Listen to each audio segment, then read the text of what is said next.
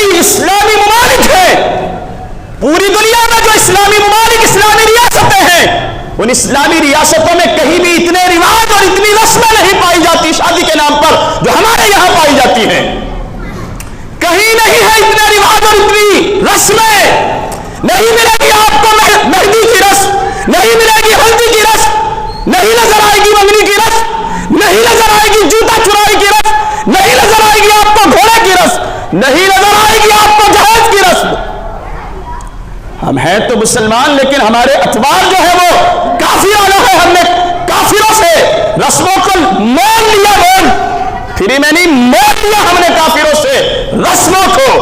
اور اس قدر اہم ہو گئی اب وہ رسمیں کہ عمل نہ کیا جائے تو نکاح نکاح ہی نہیں، نکاح نکاح ہی نہیں، مزہ ہی نہیں آئے گا. لوگ کہتے ہیں مزہ ہی نہیں آیا شادی میں.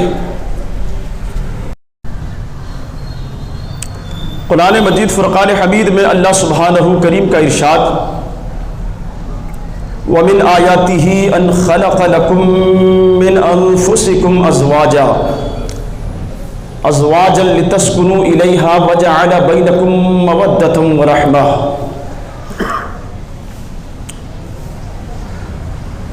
اور اس کی قدرت کی نشانیوں میں سے ایک نشانی یہ ہے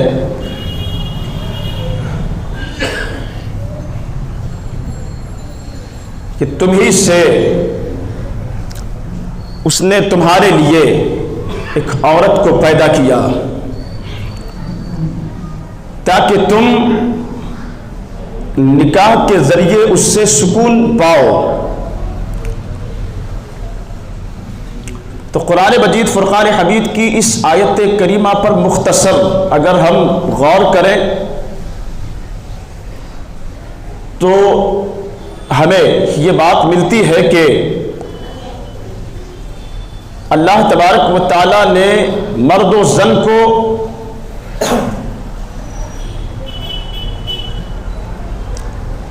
ایک دوسرے کے لیے سکون کا ذریعہ بنایا.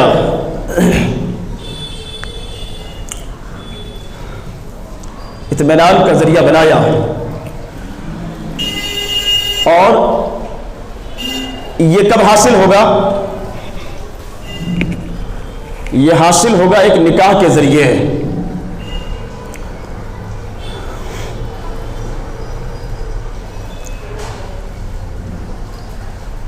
موضوع سے آپ نے اندازہ لگا لیا ہوگا کہ آج پھر ہم نکاح کی اہمیت پر ہی بات کریں گے انشاءاللہ.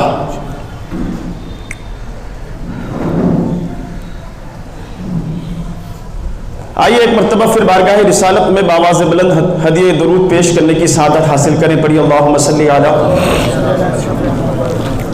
سیدنا و مولانا محمد معدن الجود والکرم وآلہ الکرام وابنہ الکریم مبارک وسلم صلاۃ و سلاما علیک یا رسول اللہ صلی اللہ تعالی علیہ وسلم. نکاح عین تقاضۂ فطرت اور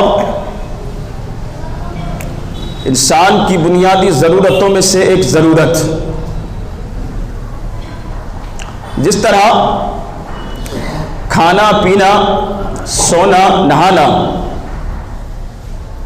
بشری ضرورتیں ہیں، ایسے ہی نکاح بھی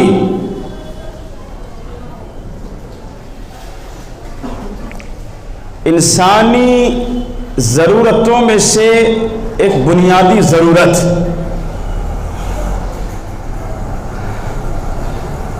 اسی لیے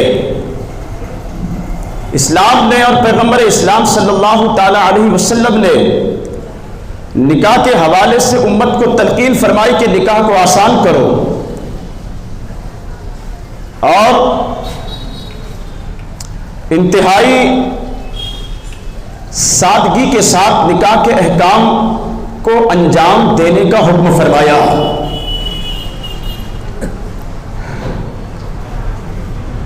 نکاح کو اسلام نے انسانی وجود کی بقا اور تحفظ کے لیے ایک بنیادی ذریعہ اور بنیادی سبب بتایا ہے. نکاح صرف جسمانی ضرورتوں کی تکمیل یا نفسانی خواہشوں کی تسکین کا نام نہیں، بلکہ نکاح کے ذریعے دنیا و آخرت کے بہت سارے احکام وابستہ ہیں۔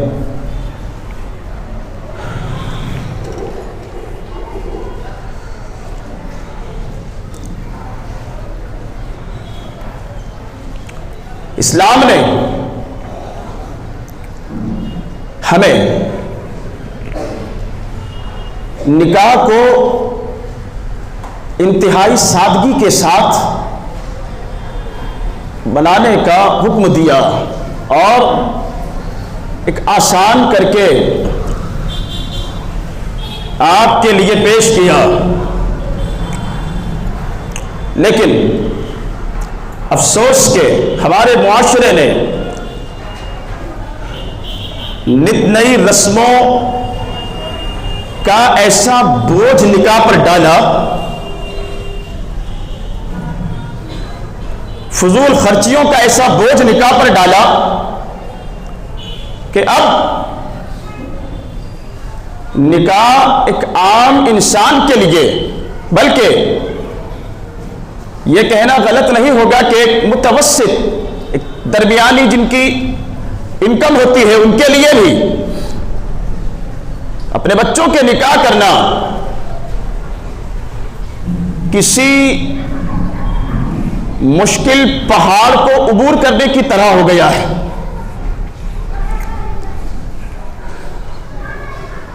فی زمانہ جس طریقے سے نکاح کو مہنگا کیا جا رہا ہے رسموں اور رواجوں کے نام پر،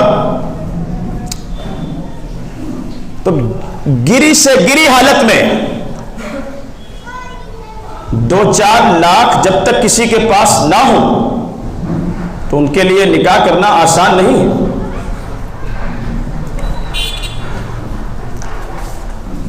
اور پھر وہ 2-4 ہزار بھی، 2-4 لاکھ بھی جو نکاح کی بنیادی ضرورتیں ہیں، نکاح کی بنیادی ضرورتیں، انہیں پورا کرنے کے لیے وہ 2-4 لاکھ خرچ نہیں کیے جاتے، بلکہ غیر ضروری رسموں کو پورا کرنے کے لیے یا غیر ضروری رواجوں کا پیٹ بھرنے کے لیے وہ 2-4 لاکھ روپئے جو ہے وہ خرچ کیے جاتے ہیں، ضائع کیے جاتے ہیں۔ اور یاد رکھیں کہ وہ جو آپ خرچ کر رہے ہیں نا، یا جو ہمارا معاشرہ خرچ کر رہا ہے، اس سے انسان کی جو بنیادی ضرورتیں ہیں یا نکاح کے بعد ازدواجی زندگی گزارنے کے لیے، ایک شادی شدہ زندگی گزارنے کے لیے جو سہولتیں آپ کو چاہیے ازدواجی زندگی گزارنے کے لیے، نکاح سے پہلے رسموں کے نام پر جو لاکھوں روپئے لٹائے جاتے ہیں نا، اس سے نکاح کے بعد میں جو شروع ہونے والی آپ کی ازدواجی زندگی ہے، شادی شدہ زندگی ہے، اس میں کوئی ذرہ برابر بھی مدد نہیں ملتی ان پیسوں سے۔ ایسا نہیں ہے کہ 2-4 لاکھ روپیہ آپ نے خرچ کیے نکاح سے پہلے تو نکاح کے بعد اس کا کوئی فائدہ آپ کو ملے گا، نہیں، کوئی فائدہ نہیں۔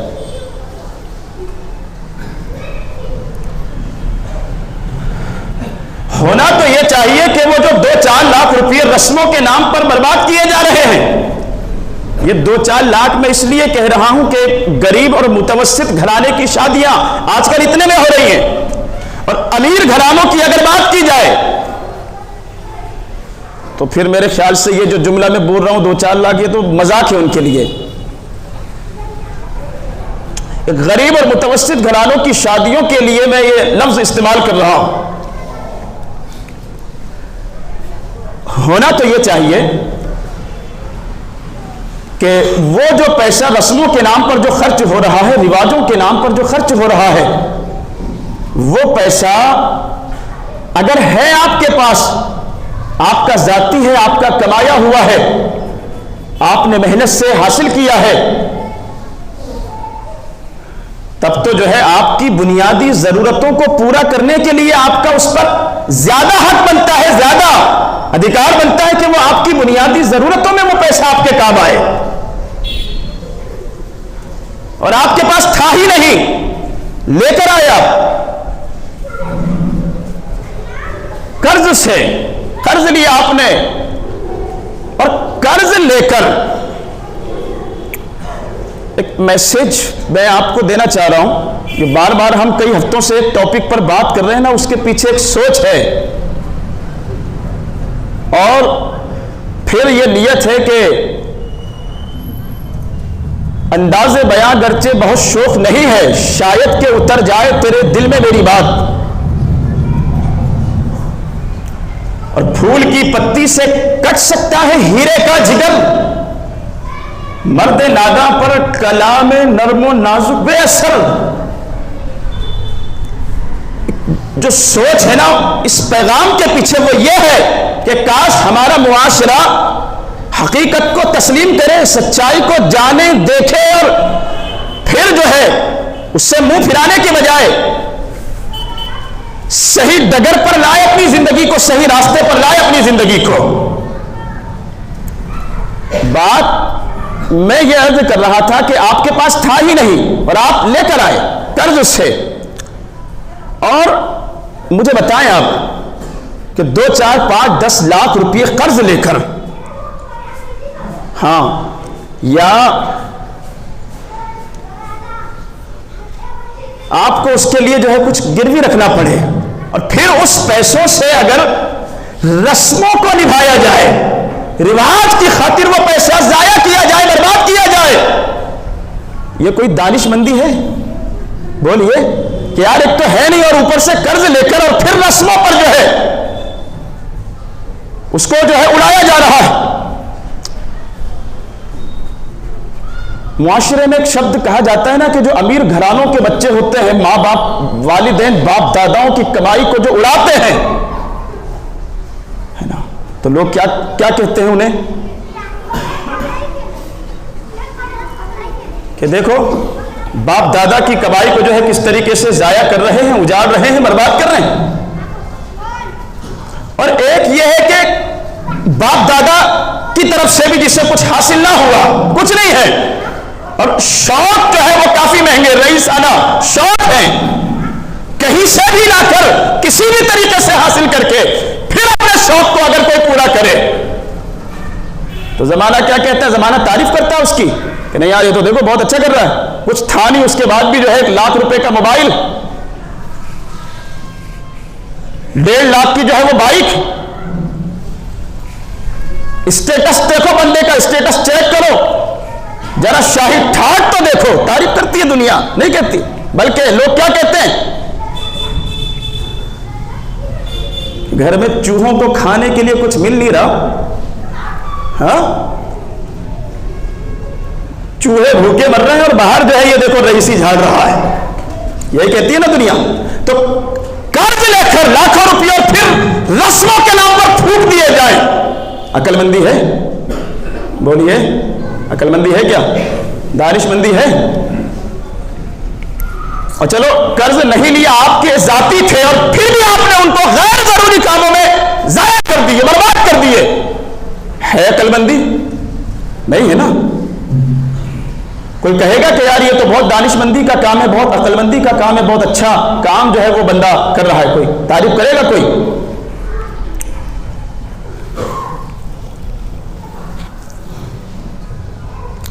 آج ہمارے معاشرے کا یہ مزاج بن چکا ہے کہ ہم اپنی انا کے لیے یا اپنی انا کے، اپنی تعریف کے جو ہے وہ غلام، خواہشات کے غلام، نام و نمود کو چاہنے والے، نام و نمود کو پسند کرنے والے، دکھاوے کو پسند کرنے والے، ہم دکھاوے کے غلام ہو چکے، بھلے ہی پلے کچھ نہیں بچا، کاروبار پٹ چکا ہے، پہلے جیسی پوزیشن نہیں رہی، اب قرض لے کر گزارا کرنا پڑ رہا ہے، لیکن پھر بھی کہ یار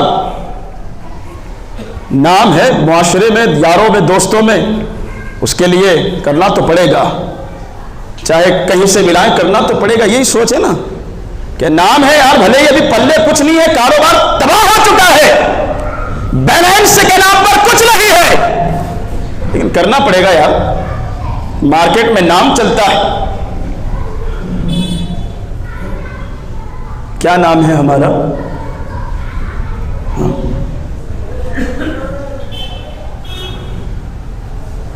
کیا ناجائز طریقے سے پیسہ خرچ کرنے پر، غیر ضروری جگہوں پر پیسہ خرچ کرنے سے نام بڑھتا ہے، تعریف ہوتی ہے، عزت ملتی ہے؟ ہاں، کیا نام ہے ہمارا؟ کیا پہچان ہے ہماری؟ کہاں سے آئے ہم اور منزل کیا ہے ہماری؟ جہاں سے ہم عزت حاصل کرنے کی کوشش کر رہے ہیں نا، وہاں ذلت ملے گی. رب فرماتا ہے اِنَّ أَكْرَمَكُمْ عِندَ اللَّهِ أَتْقَاكُمْ، تم میں بڑا وہ ہے اللہ کے نزدیک جس کے اخلاق زیادہ اچھے ہوں، جو زیادہ متقی ہو، زیادہ دیندار ہو، زیادہ پرہیزگار ہو، وہ بڑا ہے. اِنَّ أَكْرَمَكُمْ عِندَ اللَّهِ أَتْقَاكُمْ، یہ قرآن میں سے دے رہا ہے کہ بڑا وہ ہے تمہارے درمیان جس کے اعمال اچھے ہوں، جس کے اخلاق اچھے ہوں، جو زیادہ تم میں متقی ہے، زیادہ دیندار ہے، زیادہ پرہیزگار ہے. اللہ کے نزدیک بڑا وہ ہے. تو نام و نمود کے پیچھے مت بھاگو مسلمانوں، نام و نمود کے پیچھے مت بھاگو، دکھاوے کے پیچھے مت بھاگو، غیر ضروری رسموں کو پورا کرنے کے پیچھے مت بھاگو. وَلَا تُبَذِّرْ تَبْذِيرًا، قرآن کہہ رہا ہے کہ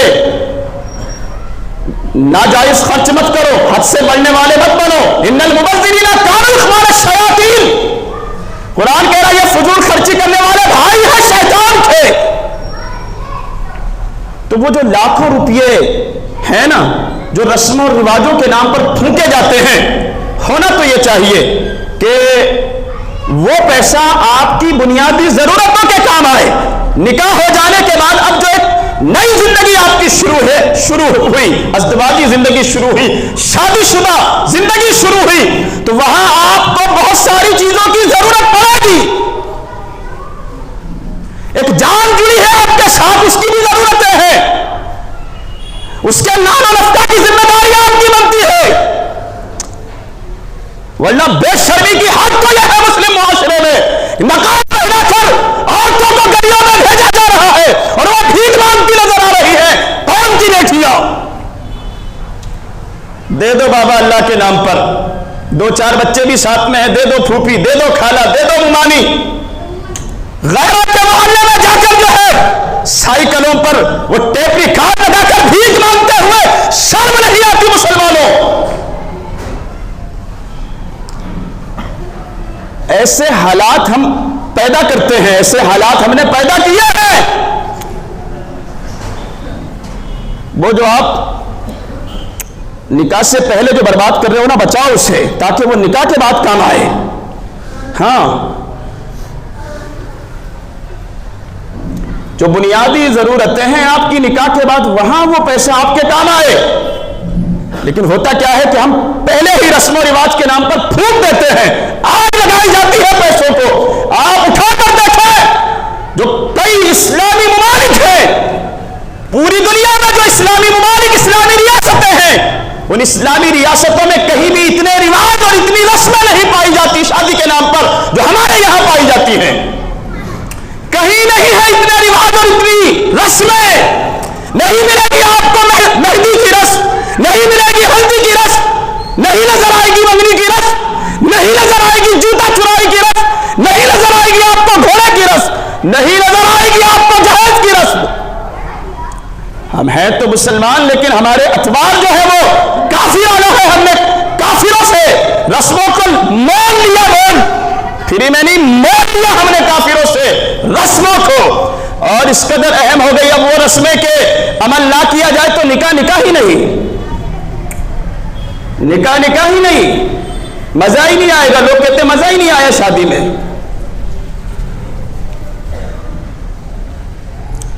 کل ایک ولیمے میں شرکت ہوئی، دل بڑا خوش ہوا. ایک نوجوان جو ہے وہ جب میں نے اس سے ملاقات کی تو اس نے بتایا کہ حضرت جو پچھلے کئی جمعہ سے آپ کی تقاریر چل رہی ہیں نکاح کے حوالے سے، میں نے اس پر عمل کیا، تاریخ لینے کے لیے گیا تھا، 2-4 لوگوں کو لے کر نکاح پڑھایا اور آ گیا، دل باغ باغ ہو گیا، چلیے کسی نے تو قبول کیا، لیکن وہاں بھی دنیا مذاق اڑاتی، اچانک میں بولے یہ بھیانک دولہا بن گیا، ہاں غریب کا بچہ ہے تو بولے نپٹا لیا غریبی میں، فضول خرچی کرنے والوں کو تو قارون کے خزانے بھی کم پڑتے ہیں، ہاں ناجائز شوق نے اور ناجائز اخراجات نے بادشاہوں کو بھی بھکاری بنایا، کنگال بنایا۔ وقت ایک جیسا نہیں رہتا ہمیشہ، نہیں رہتا ہمیشہ، وقت نے بادشاہوں کو فقیروں کو بادشاہ بنایا ہے، جو اللہ کی مرضی کے مطابق اس کی اطاعت کرتے ہوئے زندگی گزارتے ہیں۔ تو حضرت یوسف کی طرح اللہ تبارک و تعالیٰ انہیں بادشاہت عطا فرما دیتا ہے، اور جو خریدنے نکلے تھے ان سب کو اللہ تبارک و تعالیٰ پھر غلام بنا دیتا ہے۔ تو ہمیشہ ایک جیسا نہیں رہتا۔ تو وہ پیسہ جو نکاح کے پہلے آپ ضائع کرتے ہیں نا رسموں کے نام پر، مت کرو مسلمانوں۔ حالات کو سمجھو، آپ کے بچوں کو نوکریاں نہیں ملتی، ایسا نہیں ہے کہ وہ آپ کے لیے ریزرویشنوں کے لو آؤ بھیا مسلمان ہو آؤ لو ہم سے نوکریاں لو، گورنمنٹ جو ہے آپ کو آفر کر رہی، یا سرکاری کمپنیاں جو ہے یا ملٹی کمپنیاں یا نجی کمپنیاں جو ہے اپنے آفس کھول کے بیٹھی ہیں آپ کے لیے، آؤ مسلمانوں لو ہم سے نوکریاں لو آ جاؤ ہمارے پاس ڈاکیومنٹ لے کر آؤ۔ کہاں ہے نوکریاں آپ کے لیے؟ نہیں ہے، آپ تجارت کرنا بھی نہیں جانتے، آپ کی زندگی مزدوری پر کٹتی ہے، مزدوری پر، تجارت بھی نہیں کرتے آپ، بزنس بھی نہیں جانتے آپ لوگ، گجراتیوں کی طرح سندھیوں کی طرح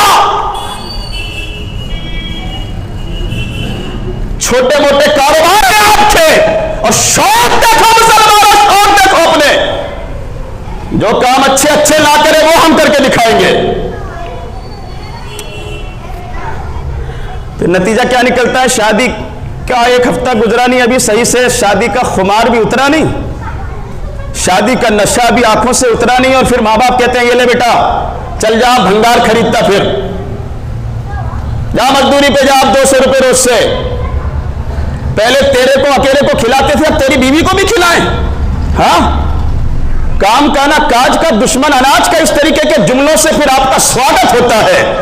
نیند میں پڑے ہوئے ہو نا حجرے کے اندر بیگم کے ساتھ، تو وہاں باپ کی آواز کان میں آتی ہے، ماں کی آواز کان میں آتی ہے، چل نکل یہاں سے، ہو گئی شادی کو 1 ہفتہ ہو گیا، 2-4 دن ہو گئے، چل نکل یہاں سے کمائی کے لیے۔ تو سوچو، جو پیسہ آپ نے پہلے ہی برباد کر دیا، وہ ہوتا اگر آپ کے پاس تو اپنی بیوی کے لیے کچھ کر سکتے تھے نا، اور سال بھر کے بعد جو ہے اگر اللہ اولاد عطا فرما دے تو کیا نہیں لگتا ہے مسلمانوں؟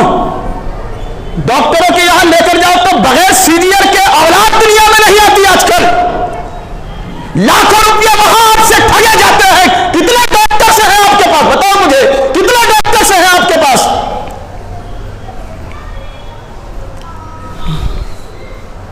وہاں لاکھوں روپیہ لگتے ہیں، پھر جو سچویشن ہوتی ہے، پھر جو نوبت آتی ہے، کہاں جائیں اور کہاں سے لائیں، اور پھر بچہ دنیا میں آیا، کیا نہیں لگتا ہے اس سے؟ تو یہ جو بارات کے نام پر چلیں 400 لوگوں کو لے کر بارات میں، یہ بارات اسلامی تصور نہیں ہے۔ حضرت عقبہ بن عامر رضی اللہ تعالیٰ عنہ راوی ہیں، اللہ کے حبیب نے فرمایا بہترین نکاح وہ ہے جو آسان ہو، جس میں آسانیاں زیادہ ہو۔ کتنا آسان ہے نکاح؟ نکاح کتنا آسان ہے میں آپ کو بتاتا ہوں۔ حضرت عقبہ بن عامر رضی اللہ تعالیٰ عنہ راوی ہیں، رسول اللہ علیہ السلام کی بارگاہ میں ایک شخص غریب و نادار پہنچا، یا رسول اللہ نکاح کروا دیجئے، یا بالفاظ دیگر اللہ کے حبیب علیہ السلام نے فرمایا نکاح کر لو۔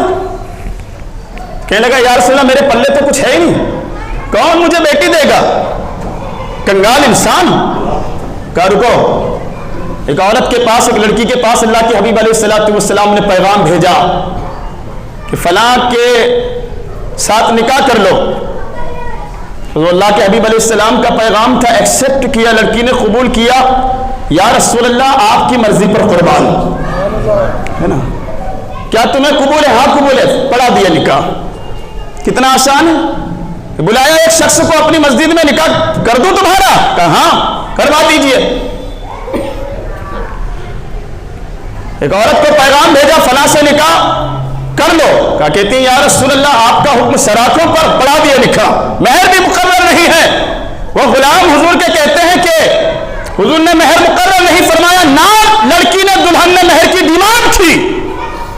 یہاں تک کہ کہتے ہیں خیبر میں ایک جگہ تھی، وہ بیچ کر وہ کہتے ہیں کہ میں نے اپنی بیوی کا مہر ادا کر دیا.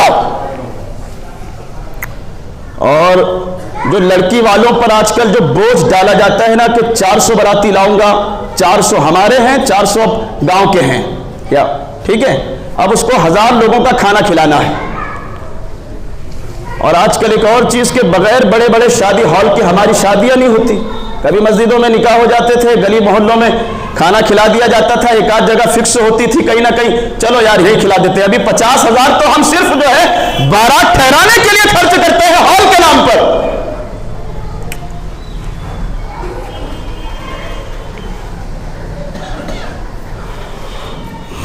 درود پاک پڑھیں. اللهم صل على سيدنا ومولانا محمد وعلى ال سيدنا ومولانا محمد معدن الجود والكرم وآلہ الکرام ابنہ الکریم امتہ الکریمہ وبارک وسلم صلاۃ وسلام علیک یا رسول اللہ. آپ اٹھا کر دیکھیں اسلامک اتہاس، کہیں بھی دلہن والے سے ڈیمانڈ نہیں کی گئی کہ 1000 لوگوں کو کھانا کھلانا پڑے گا، 400 باراتی لاؤں گا کھانا کھلانا پڑے گا، کہیں نہیں ہے. پڑھو اسلامی ہسٹری، اسلامی اتہاس، پڑھو سیرت کو، پڑھو صحابہ کی زندگی، پڑھو اولیاء کاملین کی زندگی کو. غوث اعظم کی 11ویں کی بات کرنے والوں، ذرا دیکھو تو صحیح غوث پاک کی والدہ کی شادی کو دیکھو، ان کے والد کی شادی کو دیکھو. آپ کے والد پہنچے تھے نا سیب کھا کر سزا کاٹنے کے لیے، 12 سال سزا گزرنے کے بعد وہ صاحب نظر، صاحب کشف و کرامت، وہ کہتے ہیں اپنی بیٹی کے ساتھ نکاح کرنا چاہتا ہوں تمہارا، قبول کرتے ہو؟ کہتے ہیں ہاں منظور ہے. کر دیا نکاح، ہاں ہو گیا نکاح. اور دلہے کو پتہ ہی نہیں ہے ابھی کہ دلہن ہے کون، دکھتی کیسے ہے دیکھا تک نہیں ہے. جب اپنی بیوی سے سلام و کلام کے لیے پہنچتے ہیں تو پلٹ کر واپس آ جاتے ہیں کہ آپ نے تو جو باتیں بتائی تھی وہ پائی نہیں جاتی دلہن میں. ایسی شادیاں ہیں اسلامی اتہاس میں، اس طرح کی شادیوں کا ہمیں تذکرہ ملتا ہے. بارات یہ ہماری نہیں، کافروں کی رسم. سنسکرت کا لفظ ہے جس کو بر یاترا کہا جاتا تھا، دلہے کی یاترا. اس کو بدلتے بدلتے بدلتے دھیرے دھیرے بارات میں لے کر آئے. اور پھر وہاں اسلامی اتہاس میں کہیں بھی جو ہے لڑکی والوں سے مطالبہ نہیں کیا گیا کہ آپ کو کھلانا پڑے گا 400 لوگوں کا کھانا، 500 لوگوں کا کھانا، 1000 لوگوں کا کھانا.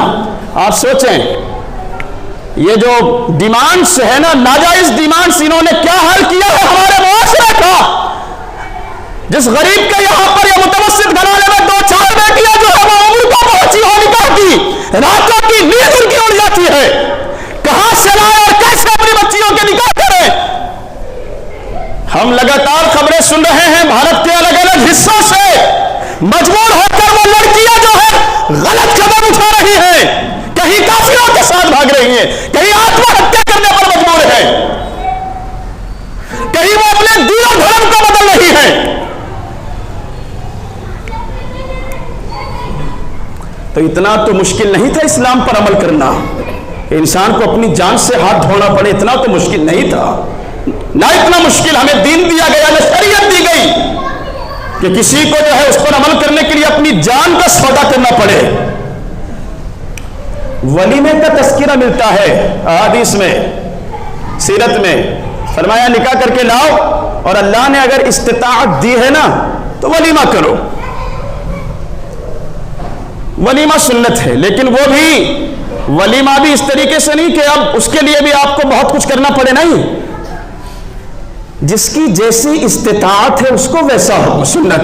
حضور علیہ السلام نے حضرت صفیہ رضی اللہ تعالی عنہ کے ساتھ نکاح فرمایا، ولیمہ دیا تو اس میں گوشت بھی نہیں تھا، نہ پنیر تھا، اس میں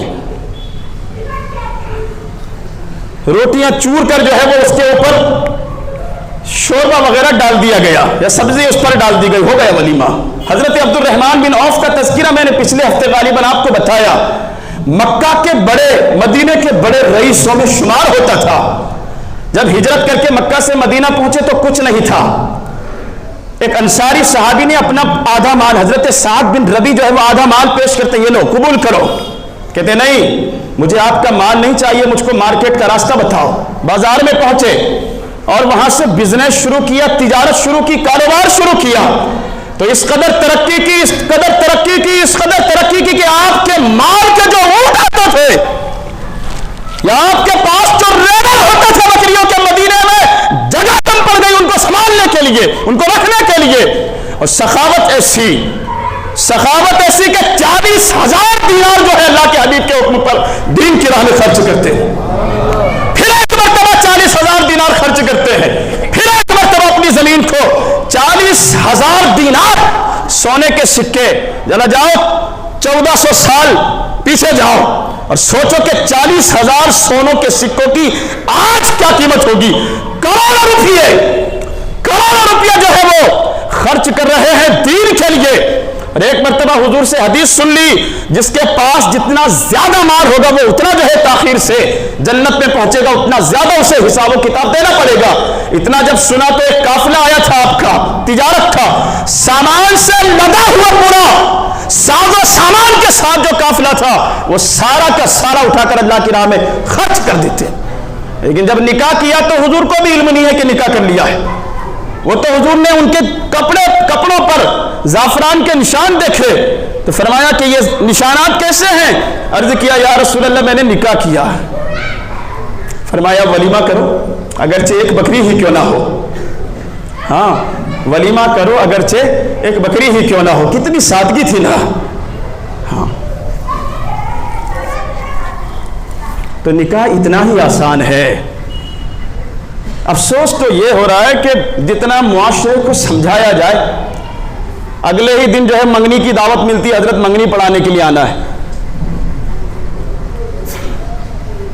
اور منگنی بھی جو ایسی نہیں ہے کہ چلو یار اب منگنی کرنی ہی ہے تو اب 10-20 رشتہ دار مہمان آئے بھی ہیں، 10-20 اپنے یہاں کے لوگوں کو لے کر گھر میں ہی کر لو، گلی میں کر لو، اپنی ٹینٹ لگا کر تھوڑا سا راستہ روک کر بچاؤ اپنے 25-50 ہزار روپیہ ہال والوں کو دینے سے۔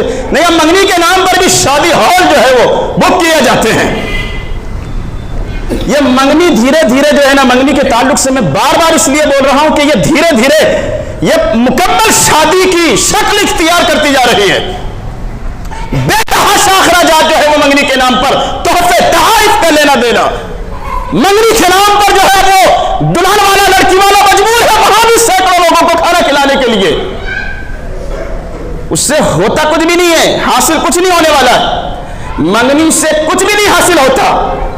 یہ نہیں ہو رہا کہ آپ کا نکاح ہو گیا ہو یا رشتے پر جو ہے اب وہ ایجاب و قبول کی مہر لگ چکی ہو، نہیں، لاکھوں خرچ کرنے کے بعد دیکھنے میں یہ آتا ہے کہ منگنیاں جب لمبی کھنچتی ہے تو پھر آپس میں برائیاں ہوتی ہیں، اور جس منگنی کے نام پر لاکھوں روپیوں میں آگ لگائی گئی وہ منگنیاں ہی کینسل ہو جاتی ہے۔ تو اس سے حاصل کیا ہو رہا ہے؟ کچھ بھی نہیں، کچھ بھی نہیں۔ یہ منگنی ایک غیر ضروری چیز ہے، غیر ضروری رسم ہے۔ اور جو لوگ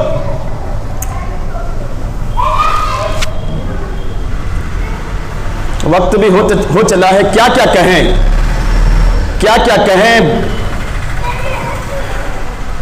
الفاظ کم پڑ جاتے ہیں۔ مسلم معاشرے کی زب و حالی کو دیکھ کر کہاں کس موضوع پر بات کریں، کہاں پکڑیں، کہاں چھوڑیں، کون سی بات کہیں، کون سی بات نہ کہیں۔ اللہ رحم فرمائے اور اپنے حبیب کے صدقے اس امت کو صراط مستقیم پر عمل کرنے کی توفیق عطا فرما دے۔ رب کی بارگاہ میں دعا ہے کہ ہمیں نکاح کے نام پر ہونے والی بیجا رسومات، حرام کاموں اور فضول خرچیوں سے محفوظ فرما دے۔ سنت کے مطابق نکاح کرنے کی اللہ رب العزت توفیق عطا فرمائے۔ آمین بجاہ النبی المرسلین وآخر دعوانا ان الحمدللہ رب العالمین. السلام علیکم. اس ویڈیو کو شیئر ضرور کیجئے، ہو سکتا ہے آپ کے ایک شیئر سے یہ بات کسی کے دل میں اتر جائے.